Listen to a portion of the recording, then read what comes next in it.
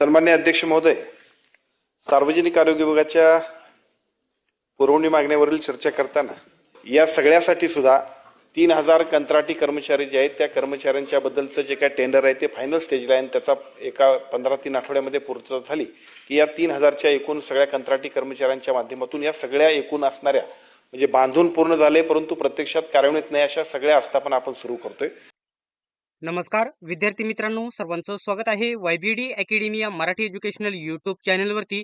विद्यार्थी मित्रांनो, आज तारीख आहे 30 जून आणि 24 जूनला महाराष्ट्र शासनाचा आरोग्य विभागामार्फत एक GR प्रसिद्ध करण्यात आलेला होता आणि त्याच्यामध्ये सांगितलं होतं गट अ, गट ब, गट क आणि गट ड संदर्भात नवीन हॉस्पिटल्स वेगवेगळ्या जिल्ह्यांमध्ये वेगवेगळ्या संस्था तयार करण्यात आलेल्या आहे आणि त्याच्यासाठी एकूण 5223 पदे निर्माण करण्यात आलेली आहे। गट क ची आणि गट ड ची 3000 पेक्षा जास्त याच्यामध्ये पदे होती आणि बाकी पदे गट अ आणि गट ब ची होती आणि GR प्रसिद्ध करण्यात आलेला होता की 5223 पदे नवीन पदे निर्माण करण्यात आलेली आहे आणि या पदांना भरण्यासाठी मान्यता देखील देण्यात आलेली आहे आणि याची जाहिरात लवकरच प्रसिद्ध करण्यात येईल असे या ठिकाणी शासनातर्फे कोणत्या GR मध्ये सांगण्यात आलेलं होतं।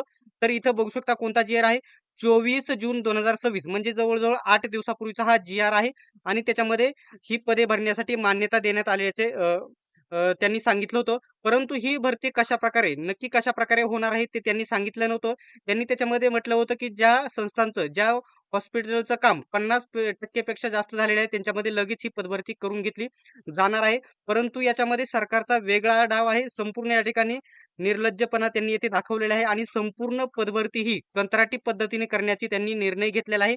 आता सध्या पावसाळी अधिवेशन चालू आहे आणि पावसाळी अधिवेशनामध्ये जे मंत्री आहेत, आरोग्य मंत्री, त्यांनी ही माहिती दिलेली आहे की 3000 पेक्षा जी जास्त पदे आहेत ती कंत्राटी पद्धतीने याच्यामध्ये भरली जातील सर्व पदे।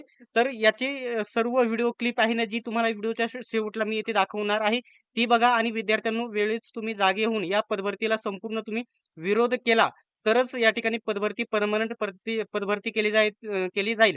नाही तर आता हे जे महाराष्ट्र शासन आहे सर्व विभागामध्ये सर्व कंत्राटीकरण करण्याचा प्रयत्न करत आहे आणि काही विभागांमध्ये 50% पेक्षा जास्त त्यांनी कंत्राटीकरण केलेले आहे। खाजगी पदे भरली जात आहेत। आता इथून पुढे तुम्ही जी व्हिडिओ क्लिप आहे ती संपूर्ण बघा जेणेकरून तुम्हाला संपूर्ण ही पदभरती कशा प्रकारे केली जाणार आहे आणि हा जो GR मध्ये त्यांनी सांगितलं होतं या GR मध्ये बाह्य यंत्रणेद्वारे असे भरले जाणार आहेत असं कुठेही त्यांनी म्हटलेलं नव्हतं। परंतु आता या ठिकाणी ते कंत्राटी पद्धतीने पदभरती केली जाणार आहे असं त्यांनी म्हटलेलं आहे। 3000 पेक्षा जास्त पदे, ती क्लिप तुम्ही व्हिडिओच्या पुढे बघू शकता। संपूर्ण GR आणि जो व्हिडिओ आहे क्लिप ती या ठिकाणी पावसाळी अधिवेशनाची तुम्हाला आपल्या YBD अकॅडमी टेलिग्राम ग्रुपवरती बघायला भेटेल। तर अशा प्रकारची ही माहिती होती। तुम्हाला ही माहिती कशी वाटली कमेंट बॉक्समध्ये नक्की सांगा आणि व्हिडिओला लाईक, शेअर आणि चॅनलला सबस्क्राईब नक्की करून घ्या। मी आपल्याला सांगतो की एकूण जे काय डॉक्टर्स आहेत त्या डॉक्टर्समध्ये आता 1400 डॉक्टरची भरती आमची पूर्ण होईल। 1 तारखेला डॉक्टर्स डे आहे आणि 1 तारखेला असणाऱ्या डॉक्टर्स डेला या सगळ्या 1400 डॉक्टरांच्या एकूणच नियुक्तीबद्दलचे आदेश आम्ही सगळीच मंडळी देतोय आणि काउन्सिलिंगनं त्यांना सगळ्या सोयीच्या ठिकाणी पोस्टिंग देतोय। त्यामुळे एक महत्वाचं काम पूर्ण आपण करतोय। त्याच्याबरोबरीने CHO ची पदं जी आहेत त्याच्याबद्दल काही हायकोर्टमध्ये काही ऑब्जेक्शन्स होती। त्या CHOच्या पदाच्या संदर्भातले सगळे विषय आता क्लिअर झाले आणि फायनल हिअरिंगला एकूणच ती मॅटर आहे। त्यामुळे ही CHOची पदं भरण्यामध्ये सुद्धा आपल्या वतीनं अतिशय गतिमान पद्धतीने आम्ही काम करतोय, त्याचा फायदा निश्चितपणाने होणार आहे।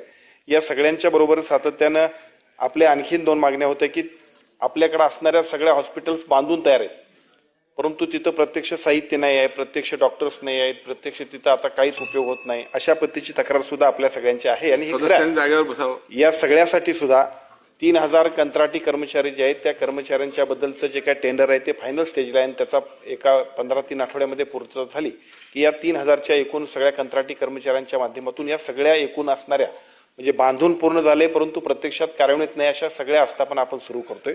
त्याच्यामधला दुसरा आणखीन एक मुद्दा होता की ज्या मुद्द्यासाठी सुद्धा परवाच्या कॅबिनेटमध्ये बऱ्याचशा प्रयत्नानंतर आम्ही सगळ्यांनी मान्यता घेतली।